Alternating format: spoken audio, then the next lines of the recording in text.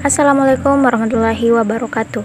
Perkenalkan, nama saya Nabila Mustari dengan NIM 2305015010007, kelas A, Prodi Pendidikan Bahasa dan Sastra Indonesia, Fakultas Bahasa dan Sastra Indonesia, Universitas Negeri Makassar.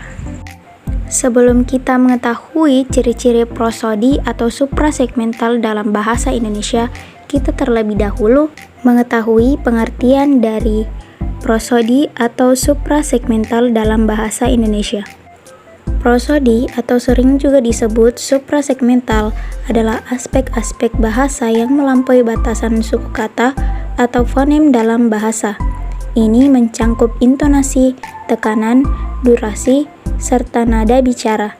Dalam bahasa Indonesia, prosodi sangat penting dalam komunikasi efektif dan memberikan nuansa serta makna yang berbeda dalam ucapan. Selanjutnya, kita akan masuk dan mengetahui tentang ciri-ciri dari prosodi atau suprasegmental dalam bahasa Indonesia. Yang pertama, nada. Nada dalam penuturan bahasa Indonesia, tinggi rendahnya nada suara tidak fungsional atau tidak membedakan makna. Ketika penutur mengucapkan aku, membaca, buku, dengan nada tinggi, sedang, atau rendah, maknanya sama saja. Begitu juga dalam tingkatan lingual yang lebih besar, frase, klausa, dan kalimat. Bahkan penuturan yang diucapkan secara berlagu atau seperti orang bernyanyi pun maknanya sama dengan ketika diucapkan secara biasa. Oleh karena itu, dalam kaitannya dengan pembedaan makna nada dalam bahasa Indonesia tidak fonemis. Walaupun demikian, ketidakfonemisan ini tidak berarti nada tidak ada dalam bahasa Indonesia. Hal ini disebabkan oleh ketegangan pita suara, arus udara, dan posisi pita suara ketika bunyi itu diucapkan. Makin tegang pita suara yang disebabkan oleh kenaikan arus udara ke paru-paru, makin tinggi pula nada bunyi tersebut. Begitu juga posisi pita suara. Pita suara yang bergetar lebih cepat akan menentukan tinggi nada suara ketika berfonasi. Yang kedua, tekanan. Berbeda dengan nada, tekanan dalam turunan bahasa Indonesia berfungsi membedakan maksud dalam tataran kalimat atau sintaksis, tetapi tidak berfungsi membedakan makna dalam tataran kata atau leksikal. Tidak semua tataran kalimat mendapatkan tekanan yang sama. Hanya kata yang penting atau yang dianggap penting saja yang mendapatkan tekanan atau aksen. Dalam tataran kata, tekanan pada silaba atau suku kata tidak berpengaruh dalam pembedaan makna, apalagi bermakna.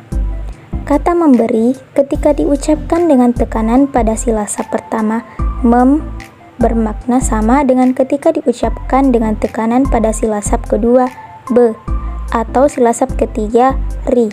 Dengan demikian, dapat dinyatakan bahwa tekanan pada suku kata fonemis dalam bahasa Indonesia. Tekanan juga adalah suatu jenis unsur suprasegmental yang ditandai oleh keras lembutnya arus ujaran. Arus ujaran yang lebih keras atau lebih lembut ditentukan oleh amplitudo getaran yang dihasilkan oleh tenaga yang lebih kuat atau lebih lemah. Bila kita mengucapkan sepatah kata secara nyaring, misalnya kata perumahan, akan terdengar bahwa dalam arus ujaran itu ada bagian yang lebih keras diucapkan dari bagian yang lain. Selanjutnya, ciri ketiga, yaitu durasi. Yang dimaksud dengan durasi adalah suatu jenis unsur suprasegmental yang ditandai oleh panjang pendeknya waktu yang diperlukan untuk mengucapkan sebuah segmen. Dalam tutur, segmen-segmen dalam kata tinggi, yaitu ting dan gi, masing-masingnya dapat diucapkan dalam waktu yang sama, tetapi dapat terjadi bahwa seorang pembicara dapat mengucapkan segmen ting lebih lama dari segmen gi, atau sebaliknya. Misalnya, tinggi sekali atau tinggi sekali.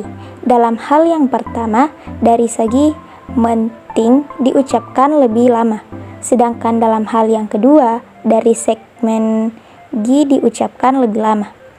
Ciri yang keempat yaitu jeda atau kesenyapan.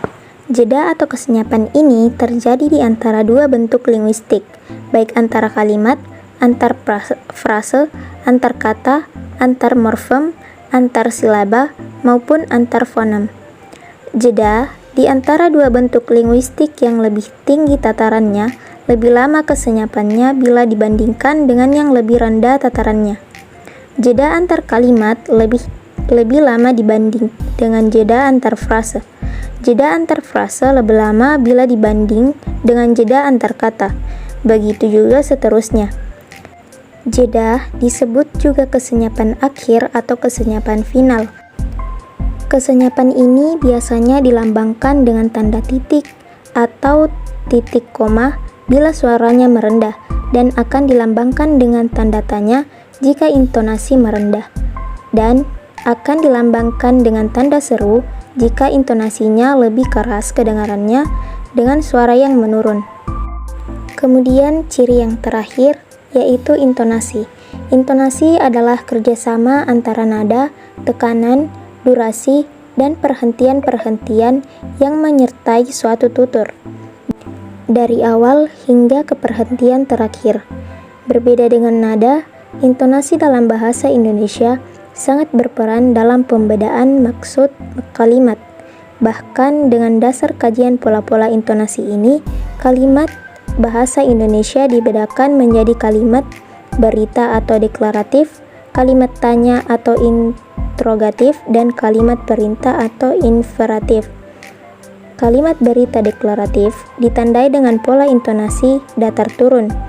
Bila kita memperhatikan dengan cermat tutur bicara seseorang, maka arus ujaran atau bentuk bahasa yang sampai ke telinga kita terdengar seperti berombak-ombak. Hal ini terjadi karena bagian-bagian dari arus ujaran itu tidak sama nyaring diucapkan. Ada bagian yang diucapkan lebih keras dan ada bagian diucapkan lebih lembut. Ada yang diucapkan lebih tinggi dan ada bagian yang diucapkan lebih rendah. Ada pula yang diucapkan dengan lambat dan ada pula bagian diucapkan dengan cepat. Itulah tadi penjelasan dari saya mengenai pengertian dan juga ciri-ciri. Mohon maaf bila ada salah kata. Assalamualaikum warahmatullahi wabarakatuh dan terima kasih.